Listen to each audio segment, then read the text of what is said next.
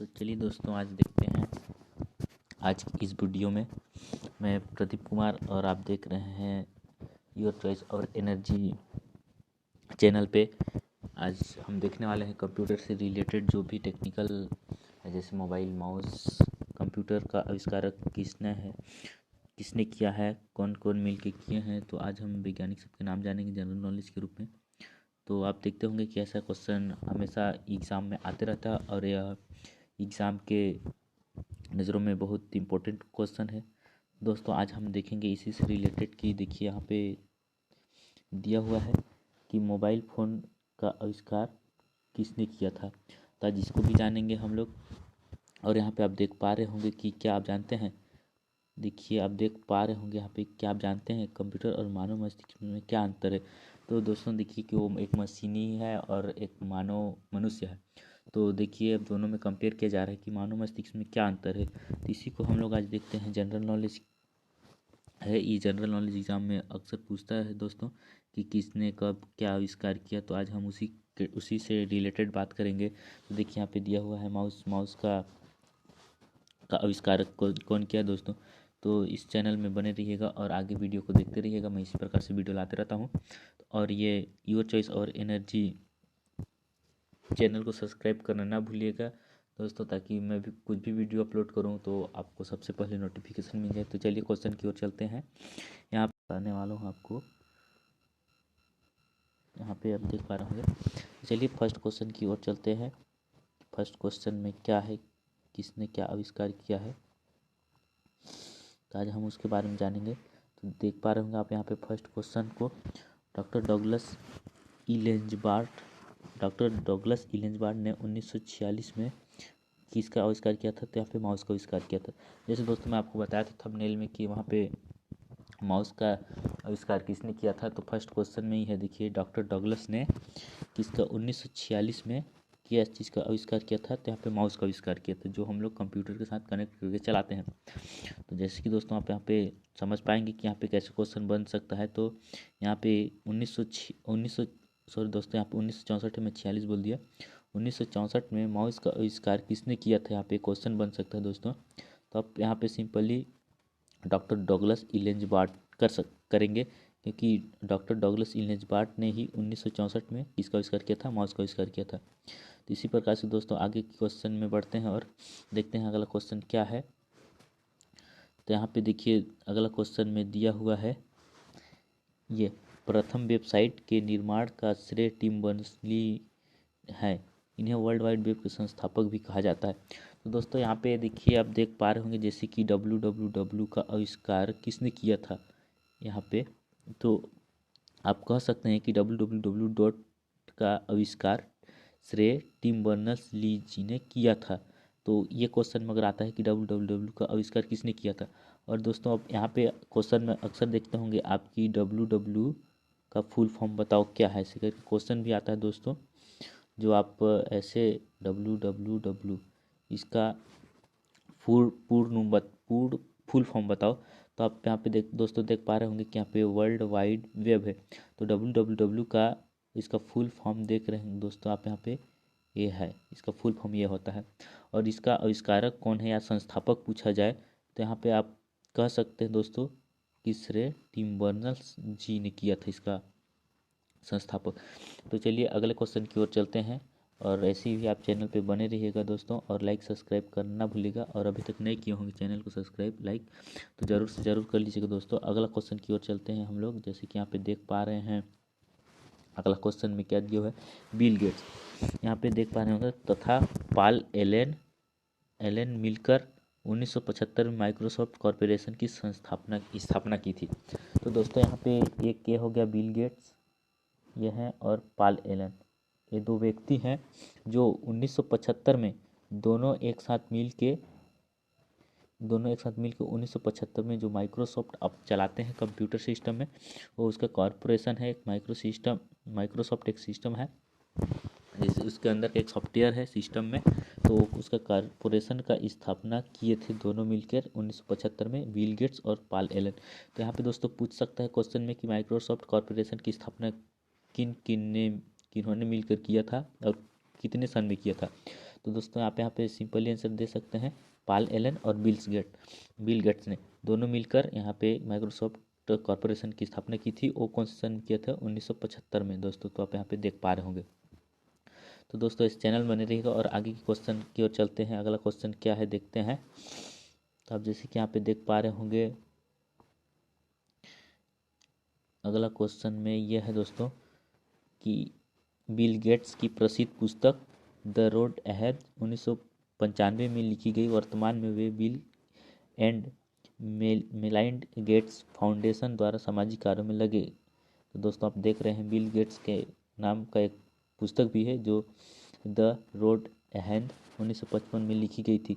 जो Bill Gates के द्वारा लिखा गया था बुक, वो 1955 में लिखा गया था दोस्तों। तो ऐसे क्वेश्चन में पूछ सकता है कि बिल गेट्स के द्वारा प्रसिद्ध पुस्तक कौन सा, तो उसको नाम को याद रखना है दोस्तों। आप यहाँ पे देख पा रहे होंगे द रोड अहेड 1955 में लिखा गया था। वह वर्तमान में bill and Melinda Gates Foundation द्वारा सामाजिक कार्य में लगे हैं। तो इस प्रकार से अगले क्वेश्चन में चलते हैं दोस्तों और देखते हैं अगला क्वेश्चन क्या है।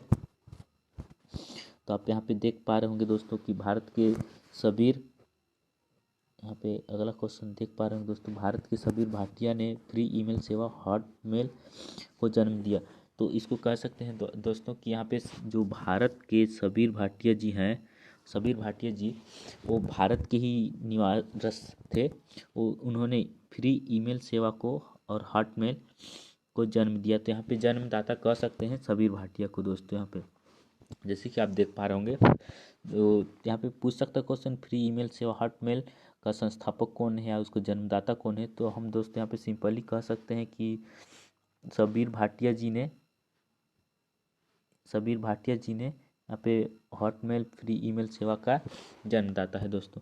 तो अगले क्वेश्चन की ओर चलते हैं दोस्तों और देखते हैं अगला क्वेश्चन में क्या पूछा गया है। आप यहाँ पे देख पा रहे होंगे, बैंकों में ATM automatic teller machine van के उदाहरण है। तो जैसे कि दोस्तों आप जानते होंगे कि बैंकों में जो हम लोग एटीएम कार्ड यूज़ करते हैं, debit card, credit card, visa, रुपए का, ये सब कार्ड का हम लोग उपयोग करते हैं दोस्तों। तो एटीएम का फुल फॉर्म क्या होता है दोस्तों, आप जैसे कि जानते होंगे। और ये क्वेश्चन हमेशा एग्जाम सब में पूछता है कि एटीएम का फुल फॉर्म बताओ। तो एटीएम का फुल फॉर्म दोस्तों आप जैसे कि यहाँ पे देख पा रहे होंगे, यहाँ पे दिया हुआ है ये ऑटोमेटिक टेलर मशीन। तो दोस्तों ये है एटीएम का फुल फॉर्म, और इसको आप भूलिएगा मत, याद कर लीजिएगा। ये क्वेश्चन में पूछता है अक्सर कि एटीएम का फुल फॉर्म बताओ। और ये जैसे कि ये वैन का एक उदाहरण है। जैसे कि आप जानते होंगे दोस्तों कि वैन, लैन, मैन, वैन हम लोग पढ़ते हैं। इसका वैन का एक इसका फुल फॉर्म होता है दोस्तों। ये भी क्वेश्चन पूछता है वाइड एरिया नेटवर्क। तो दोस्तों इसका फुल फॉर्म भी आपको याद रखना है। कभी कभी क्वेश्चन पूछ देता है WAN का फुल फॉर्म बताओ, तो वाइड एरिया नेटवर्क होता है दोस्तों। तो ये इसका उदाहरण है। तो एटीएम का एक सिंपल सी उदाहरण है। तो चलिए दोस्तों इसी प्रकार आगे आगे क्वेश्चन को देखते हैं। आगे क्वेश्चन में क्या दिया हुआ है। तो जैसे कि दोस्तों आप यहाँ पे देख पा रहे होंगे, अगला क्वेश्चन में क्या दिया हुआ है। यहाँ पे ऑप्टिकल माउस में माउस पैड की ज़रूरत नहीं पड़ती क्योंकि इसमें कोई घूमने वाला भाग नहीं होता। जैसे कि दोस्तों यहाँ पे देखिए, आप देख पा रहे होंगे कि माउस के जो ऑप्टिकल माउस है उसका माउस पैड इसमें ज़रूरत नहीं पड़ता है। क्योंकि पहले के माउस जो आता था दोस्तों, उसके अंदर में छोटा सा कर्सर रहता था, नीचे साइड में लाइट जलता था, वो उसको माउस पैड के जरिए वो घुमाता था तो कर्सर उसका काम करता था, हमको डेस्कटॉप में दिखता था। जैसे कि हम लोग माउस पैड नहीं रखते थे तो माउस का कर्सर इधर उधर नहीं होता था, स्क्रीन में हमको दिख जाता था कि ये माउस काम नहीं कर रहा। तो वहाँ पे हम लोग कुछ कपड़ा या माउस पैड लगाते थे तो अच्छे से काम करता था। तो एक ऑप्टिकल माउस जो आया है दोस्तों, उसमें माउस पैड की ज़रूरत नहीं पड़ता क्योंकि उसमें कोई अंदर में घुमाने वाला वो नहीं रहता है। ये सिंपली से कहीं पर भी रख के यूज़ कर सकते हैं दोस्तों। तो चलिए दोस्तों अगला क्वेश्चन की ओर चलते हैं और देखते हैं अगले क्वेश्चन में क्या है।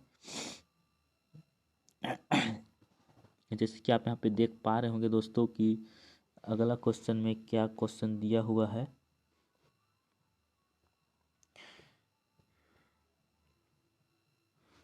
बीटा रिलीज, यहाँ पे आप देखिए दोस्तों, बीटा रिलीज किसी सॉफ्टवेयर या तकनीकी की उपयोगिता को परखने के लिए निर्माण के दौरान उसे बाजार में जारी करने को कहा जाता है। तो क्या कहा जाता है दोस्तों, देखिए आप जैसे कि यहाँ पे देख पा रहे होंगे, क्वेश्चन पूछा है बीटा रिलीज की एक सॉफ्टवेयर या तकनीक की उपयोगिता को परखने के लिए निर्माण के दौरान उसे बाजार में जारी करने को कहा जाता है। ये ऐसा क्वेश्चन दोस्तों सॉफ्टवेयर या तकनीक के द्वारा उसको परखने के लिए, उसको जांचने के लिए सही में है या नहीं है, सही में काम करता है कि नहीं करता है, उसके द्वारा ही इसको किया गया था दोस्तों। तो अगला क्वेश्चन की ओर चलते हैं और यहाँ पे देखते हैं अगला क्वेश्चन में क्या दिया हुआ है। तो दोस्तों आप जैसे कि यहाँ पे देख पा रहे हैं अगला क्वेश्चन क्या है, ये पॉपअप वेब ब्राउजिंग के दौरान स्वयं खुलने वाले विज्ञापन का विंडो है। तो जैसे दोस्तों कि यह एक प्रकार का पॉपअप है, जैसे हम लोग किसी भी फॉर्म भरते हैं तो उसमें देखते हैं पॉपअप रहता है। वो जैसे कि दोस्तों आप यहाँ पे देख पा रहे हैं कि पॉपअप के बारे में हम लोग बात कर रहे थे। तो यहाँ पे जो हम लोग किसी भी वेब ब्राउज को ओपन करते थे तो वहाँ पे वो खुद से ऑन हो जाता था, जैसे कि एक ऐड के प्रकार से। तो ये वेब ब्राउजिंग द्वारा स्वयं खुल जाता था उसको विंडो, विज्ञापन आप यहाँ पे देख रहे हैं, मैं बताया ऐड आता है, उसी प्रकार से ये विज्ञापन विंडो में सामने आ जाता था किसी भी हम लोग ब्राउज़र को ओपन करते थे। तो एक प्रकार की ये ऐड है दोस्तों। तो आगे चलते हैं, अगला क्वेश्चन देखते हैं क्या अगला क्वेश्चन में। कीबोर्ड की संरचना के निर्माण का श्रेय क्रिस्टोफर लॉथम सोल्स को कहा जाता है। तो दोस्तों यहाँ पे देख सकते हैं आप कि कीबोर्ड का आविष्कार किसने किया था दोस्तों। तो यहाँ पे कीबोर्ड का आविष्कार देखिए आप, श्रेय क्रिस्टोफर लॉथम, ये जो हैं ये कीबोर्ड का आविष्कार किए थे, उसका संरचना बनाए थे कि इस प्रकार से कीबोर्ड रहेगा, लॉथम सोल्स जी ने। तो यहाँ पे क्वेश्चन बन सकता है दोस्तों कि कीबोर्ड की संरचना का निर्माण किसे कहा जाता है। तो संरचना का निर्माण करने वाले जो थे यहाँ पे श्रेय क्रिस्टोफर लॉथम जी सोल्स जी ने उनका किया था। तो ऐसा ही क्वेश्चन बन सकता है दोस्तों। तो आप ऐसे याद रखिएगा कि कौन किया था कीबोर्ड का, माउस का, ऐसे करके। तो अगले क्वेश्चन की ओर बढ़ते हैं दोस्तों और देखते हैं अगला क्वेश्चन में क्या दिया हुआ है। तो आप जैसे दोस्तों यहाँ पे देख पा रहे होंगे कि अगला क्वेश्चन है, डिजिटल कॉम्पैक्ट डिस्क का आविष्कार 1965 में जेम्स रसेल ने किया था।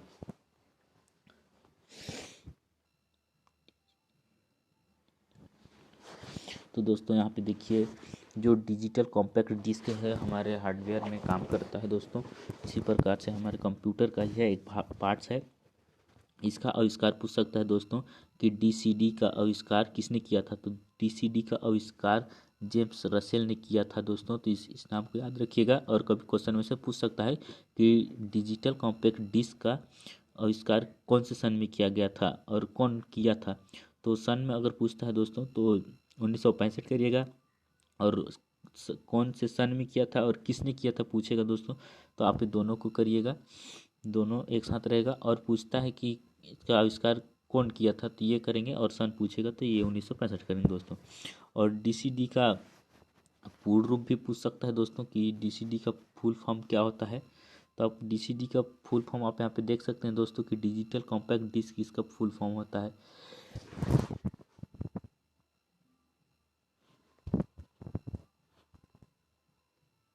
चलिए दोस्तों, तो अगला क्वेश्चन की ओर चलते हैं। तो आप यहाँ पे देखिएगा दोस्तों, इसका अगर पूछता है तो आप इसका डिजिटल कॉम्पैक्ट डिस्क ही करिएगा। अगला क्वेश्चन की ओर चलते हैं। यहाँ पे देख पा रहे होंगे आप अगला क्वेश्चन, बॉब नोई तथा गॉर्डन मूरे ने सम्मिलित रूप से इंटेल नामक कंपनी की स्थापना की था। तो दोस्तों आप जानते होंगे कि ये बॉबी नोई तथा गॉर्डन मूरे ये दोनों व्यक्ति हैं, वैज्ञानिक हैं। ये दोनों मिल के सम्मिलित रूप से इंटेल एक कंपनी का नाम दोस्तों उसका स्थापना किए थे दोनों, ये बॉबी नोई और गॉर्डन मूरे। तो यहाँ पे पूछ सकता है दोस्तों क्वेश्चन में कि इंटेल नामक कंपनी की स्थापना कौन कौन मिल के किए थे और किसने किए थे इसे। तो आप दोस्तों यहाँ पे सिंपली आंसर दे सकते हैं यहाँ पे कि इंटेल कंपनी का संस्थापक बॉबी नोई और गॉर्डन मूरे जी ने हैं। ये दोनों ने मिल के आविष्कार की थी इंटेल कंपनी को। तो दोस्तों आप ऐसे ही याद रखिएगा। और अभी तक अपने चैनल को सब्सक्राइब और लाइक नहीं किए होंगे वीडियो को, तो ज़रूर से ज़रूर सब्सक्राइब कर लीजिए और बेल आइकन को प्रेस करना ना भूलें दोस्तों, ताकि मैं कुछ भी ऐसा वीडियो अपलोड करूं तो आपके पास सबसे पहले नोटिफिकेशन पहुंच जाए। तो चलिए दोस्तों अगले क्वेश्चन की ओर बढ़ते हैं। अगले क्वेश्चन में देखते हैं अगले क्वेश्चन में क्या है। तो जैसे कि दोस्तों आप यहाँ पे देख पा रहे होंगे अगला क्वेश्चन में दिया हुआ है, मोटोरोला। तो दोस्तों आप सुने ही होंगे कि मोटोरोला एक कंपनी का नाम है। ऐसा तो है नहीं दोस्तों कि आप सुने नहीं होंगे। मोटोरोला एक कंपनी का नाम है। ये मार्टिन कूपर ने फ़ोन का आविष्कार किया था। ये जो मोटोरोला कंपनी का एक मोबाइल है दोस्तों उसका, और यहाँ पे ये जग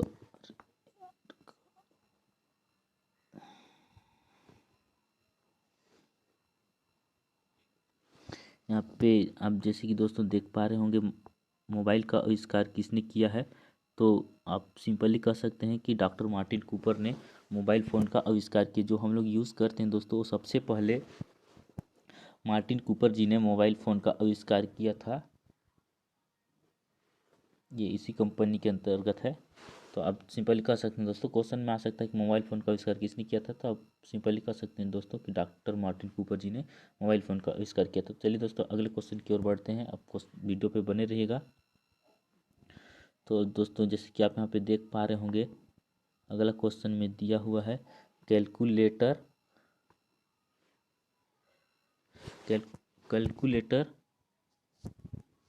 तथा कंप्यूटर में अंतर यह है कि कंप्यूटर को एक साथ कई निर्देश या निर्देशों का समूह दिया जा सकता है तथा एक साथ कई कार्य कर सकते हैं। इसके विपरीत कैलकुलेटर को एक साथ एक ही निर्देश दिया जा सकता है। दोस्तों कि जैसे कि आप जानते होंगे कि हम लोग सिस्टम कंप्यूटर में कितनों भी कार्य को एक साथ कर सकते हैं, उसको स्टेटस बार में रख के, ताकि उसको पूरा मिनिमाइज करके अगर कट करते हैं दोस्तों तो कट हो जाता है, सेव नहीं किए रहते हैं तो, और वहाँ पे मिनिमाइज करते हैं तो हमारे स्टेटस बार में शो करता है। उसी प्रकार से हम कंप्यूटर में एक साथ कितना भी कार्य को कर सकते हैं दोस्तों। लेकिन कैलकुलेटर जो होता है अंकगणितीय वाला, उसमें सिर्फ हम लोग एक ही काम कर सकते हैं दोस्तों। वहाँ पे बस ज़्यादा काम को नहीं कर सकते, वहाँ पे मल्टी यूजर्स नहीं कर सकते, मल्टी वर्क कर बोलना चाहिए, मल्टी वर्क नहीं कर सकते जैसे कि कंप्यूटर में हम लोग कर सकते हैं दोस्तों। तो ये अंतर है वहाँ पे कि कंप्यूटर में हम लोग कितना भी कार्य को एक साथ कर सकते हैं, लेकिन जो कैलकुलेटर है उसमें हम लोग ज़्यादा कार्य को नहीं कर सकते, एक से ज़्यादा कार्य को। दोस्तों याद रखिएगा कि दोनों में यही अंतर है। और अगले क्वेश्चन की ओर चलते हैं दोस्तों। जैसे कि आप यहाँ पे देख पा रहे होंगे अगला क्वेश्चन में दिया हुआ है, यहाँ पे देखिए दोस्तों आप अगला क्वेश्चन को।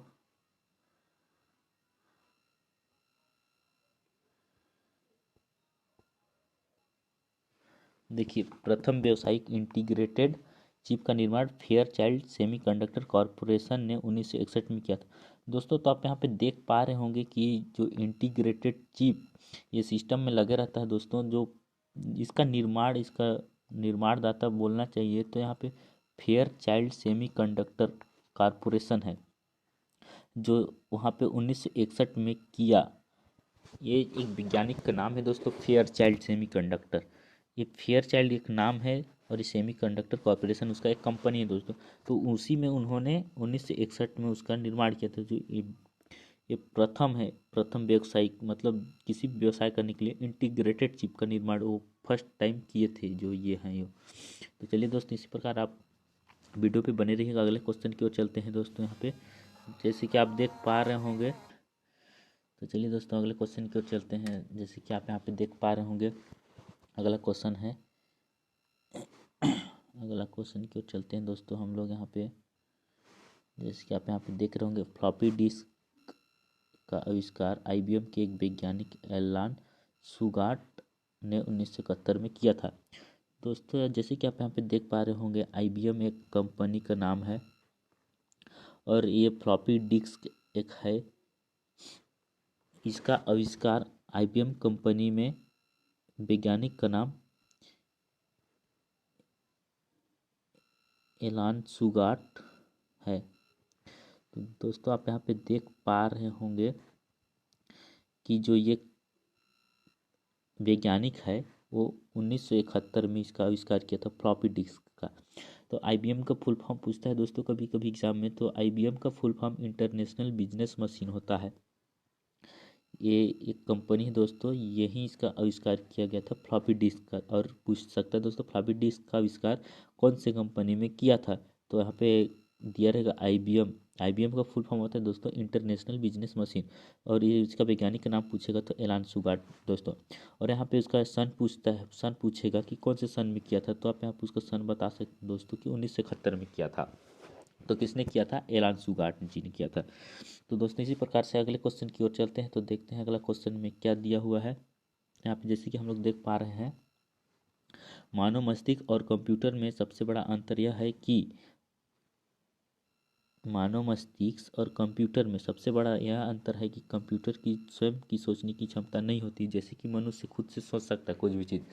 तो कंप्यूटर दोस्तों उस प्रकार से नहीं सोच सकता। हम जो इसको निर्देश देते हैं उसी निर्देश का पालन करते हुए वो वही रिजल्ट हम लोग को देता है जो हम लोग वहाँ पे उसको निर्देश दिए रहते हैं।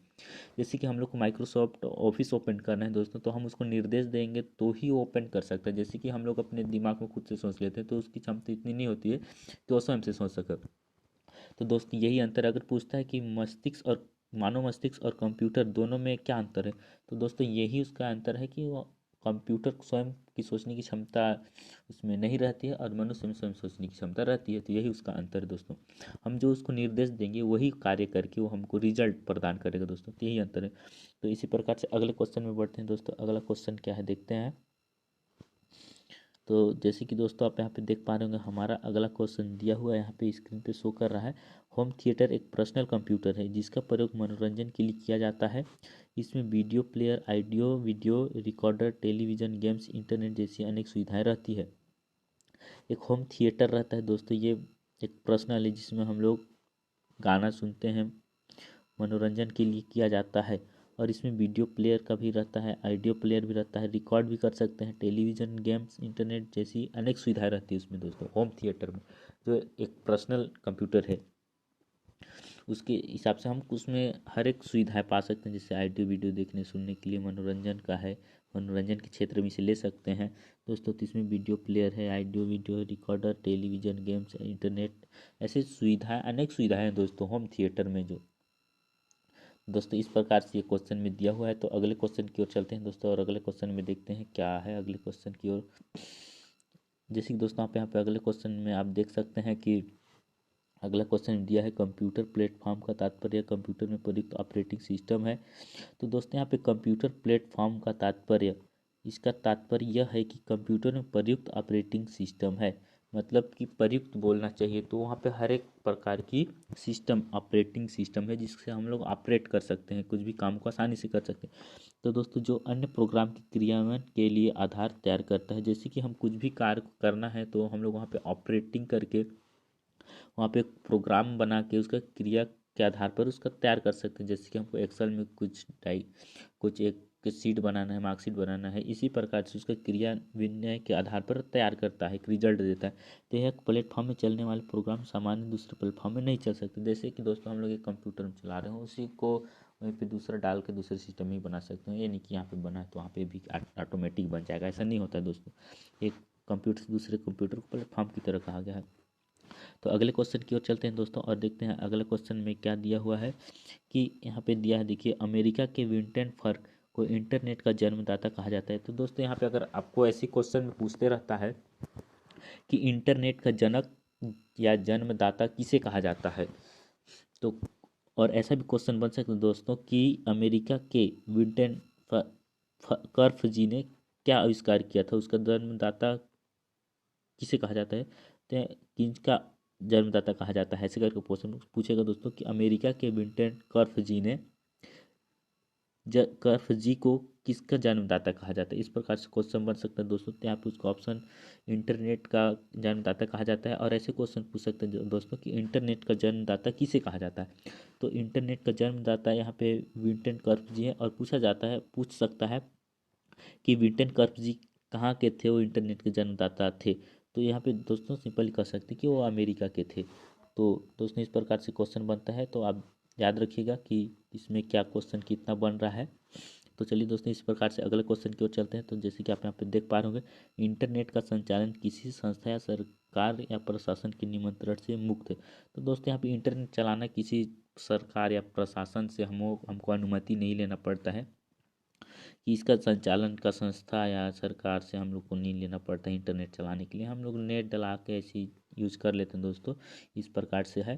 तो अगला क्वेश्चन की ओर देखते हैं दोस्तों, अगला क्वेश्चन में क्या है। तो हमारे अगला क्वेश्चन की ओर चलते हैं। जैसे कि आप यहाँ पे देख पा रहे होंगे, हमारा अगला क्वेश्चन यहाँ पे दिया हुआ है, GPRS general pocket radio service wireless द्वारा मोबाइल फ़ोन से इंटरनेट सुविधा के प्रयोग की तकनीक है। तो ये दोस्तों, ये इसका क्वेश्चन में पूछ सकता है GPRS का फुल फॉर्म क्या होता है। तो GPRS का full form general pocket radio service होता है। यह वायरलेस होता है, वायरलेस द्वारा मोबाइल फ़ोन से इंटरनेट सुविधा का प्रयोग की जाती है, जैसे हॉटस्पॉट वगैरह हो, उस प्रकार से हम लोग कर सकते हैं। तो अगले अगले क्वेश्चन की ओर चलते हैं दोस्तों, और अगला क्वेश्चन में देखते हैं कि क्या है अगला क्वेश्चन में। यहाँ पे आप देख पा रहे होंगे, हाइपर टेक्स्ट एक व्यवस्था है जिसके तहत टेक्स्ट, रेखाचित्र और प्रोग्राम आदि को आपस में लिंक किया जा सकता है। इसका विकास टेड नेल्स ने 1960 में किया था। तो ये जो विकास है, टेड नेल्स एक वैज्ञानिक है दोस्तों। तो पूछ सकता है यहाँ पे कि हाइपर टेक्स्ट एक व्यवस्था है जिसके तहत रेखाचित्र, प्रोग्राम आदि आपस में लिंक किया जाता है। इसका निर्माणदाता या जन्मदाता कौन है। तो आप यहाँ पे सिंपली कर सकते हैं दोस्तों, टेड नेल्स जी ने किया था। और कब किया था, तो 1960 में किया था दोस्तों। आप यहाँ पे सिंपली देख सकते हैं। तो दोस्तों याद रखिएगा कि हाइपर टेक्स्ट का है। और यहाँ पे दोस्तों आप देखते होंगे, कभी भी सर्च करते होंगे तो आपको ऐसा दिखने को मिलता होगा, इस प्रकार से दोस्तों। तो HTTP इसका इसका भी क्वेश्चन में पूछता है दोस्तों, HTTP का फुल फॉर्म क्या होता है। तो हाइपर टेक्स्ट ट्रांसफ़र प्रोटोकॉल होता है इसका दोस्तों, हाइपर टेक्स्ट ट्रांसफ़र प्रोटोकॉल होता है यहाँ पे HTTP का फुल फॉर्म। तो इसको भी याद रखिए दोस्तों, ये भी IMP क्वेश्चन है, ये भी एग्जाम में कई बार पूछा गया है, तो ये भी पूछता है दोस्तों। तो इसी प्रकार से चैनल बनी रही दोस्तों। और अभी तक आपने चैनल को लाइक, सब्सक्राइब, शेयर नहीं किया होगा दोस्तों, तो अपने दोस्तों के साथ शेयर कर दीजिए और लाइक सब्सक्राइब कर लीजिए दोस्तों, ताकि आपको, और बेल आइकन को प्रेस करना ना भूलें दोस्तों। तो आपको इसी प्रकार से वीडियो मिलते रहेगा जो कि मैं अपलोड करूँ और आप तक पहुँच जाए। चलिए अगले क्वेश्चन की ओर चलते हैं। अगला क्वेश्चन में क्या है देखते हैं। तो यहाँ पे दोस्तों आप देख पा रहे होंगे कि इंटरनेट, फ़ोन, कंप्यूटर और इंटरनेट का प्रयोग एक टेलीफोन कॉल स्थापित करने की प्रक्रिया है। जैसे कि दोस्तों, इंटरनेट, फ़ोन, कंप्यूटर और इंटरनेट का प्रयोग कर टेलीफोन कॉल स्थापित करने की प्रक्रिया, जैसे हम लोग फ़ोन करते हैं इसी प्रकार से भी स्थापित करने के लिए है, नेटवर्क के माध्यम। तो चलिए दोस्तों अगला क्वेश्चन देखते हैं। अगला क्वेश्चन में क्या दिया हुआ है यहाँ पे। तो जैसे कि दोस्तों आप देख पा रहे होंगे यहाँ पे, icon internet corporation for assign names and numbers. दोस्तों ये इसका फुल फॉर्म दिया हुआ है, ये एग्ज़ाम में भी पूछा जाता है कि ICANN का फुल फॉर्म बताओ। तो यहाँ पे internet corporation for assign names and number दोस्तों, तो इसका फुल फॉर्म है। तो इंटरनेट पर प्रत्येक कंप्यूटर के लिए एक विशेष पता देने के उद्देश्य से 1998 में गठित एक अंतर्राष्ट्रीय संगठन। दोस्तों ये जो है इंटरनेट है, इसका एक संगठन है। उसका पूछ सकता है इसका संगठन कब किया गया था। तो 1998 में इसका गठन किया था, अंतर्राष्ट्रीय संगठन को। और इसका फुल फॉर्म पूछ सकता है दोस्तों, तो आपको ये याद रखना पड़ेगा, तो इसको बताना पड़ेगा दोस्तों। तो चलिए इसी प्रकार से याद रखिएगा। आप अगले क्वेश्चन की ओर चलते हैं। तो जैसे कि हम लोग स्क्रीन पे देख पा रहे हैं कि अगला क्वेश्चन क्या है। तो एक्सट्रेंट एक व्यक्तिगत नेटवर्क है जो व्यवसाय के लिए इंटरनेट तकनीक और सार्वजनिक संचार व्यवस्था में प्रयोग करता है। दोस्तों आप यहाँ पे देख पा रहे होंगे, एक व्यक्तिगत नेटवर्क है जो एक्सट्रॉन है, वो एक व्यक्तिगत नेटवर्क, ये जो नेटवर्क है वो एक व्यक्तिगत नेटवर्क है दोस्तों। तो कोई भी यूज कर सकता है ये वाला, आप देख सकते हैं यहाँ पे, ये जो है एक्सट्रैक्ट, ये व्यक्तिगत नेटवर्क है, इसे जो व्यवसाय के लिए इंटरनेट तकनीकी और सार्वजनिक संचार का एक प्रयोग करता है। तो चलिए दोस्तों अगले क्वेश्चन की ओर चलते हैं। जैसे कि आप यहाँ पे देख रहे होंगे, ये अंतिम क्वेश्चन हमारा दोस्तों। तो और लाइक शेयर जरूर करिएगा दोस्तों चैनल को, और बेल आइकन को प्रेस करना ना भूलें ताकि आपको नोटिफिकेशन मिलता रहे। तो अगले क्वेश्चन को देखते हैं दोस्तों। यहाँ पे अगला क्वेश्चन क्या दिया हुआ है, जैसे कि आप स्क्रीन पे देख पा रहे होंगे कि हमारा अगला क्वेश्चन शो कर रहा है। तो क्या क्वेश्चन उसको देखते हैं। तो ब्रिटेन के एलान ट्यूरिंग ने सर्वप्रथम कृत्रिम बुद्धिमत्ता की विचारधारा रखी, पर इस क्षेत्र में अपने योगदान के कारण जॉन मैकार्थी MC को कृत्रिम बुद्धिमत्ता का जनक कहा जाता है। दोस्तों आप यहाँ पे देख रहे हैं ब्रिटेन के एलान ट्यूरिंग, ये एलान ट्यूरिंग जी एक वैज्ञानिक हैं और ये कहाँ के रहने वाले हैं, ब्रिटेन के। तो ये सर्वप्रथम कृत्रिम बुद्धिमत्ता की विचारधारा रखी, यहाँ तक अलग क्वेश्चन दोस्तों देखिए। तो यहाँ पे इस इन्होंने कृत्रिम विचारधारा रखी थी को किसने, एलान ट्यूरिंग जी ने। तो इस क्षेत्र में अपने योगदान के कारण मैकार्थी को कृत्रिम बुद्धिमत्ता का जनक, जो मैकार्थी हैं इन्हें बुद्धिमत्ता का, जॉन मैकार्थी को कृत्रिम बुद्धिमत्ता का जनक कहा जाता है। तो जैसे कि दोस्तों आप यहाँ पे समझ पाए होंगे कि क्वेश्चन क्या कहना चाहता है। तो इसी प्रकार से दोस्तों आप चैनल को लाइक सब्सक्राइब करते रहिएगा दोस्तों। और यहाँ पे हम लोग का आज का क्लास ख़त्म होता है यहीं पे। तो दोस्तों आप लाइक शेयर सब्सक्राइब करना ना भूलेंगे दोस्तों। और यहाँ पे जो योर चॉइस और एनर्जी है उसको आप सब्सक्राइब कर दीजिएगा।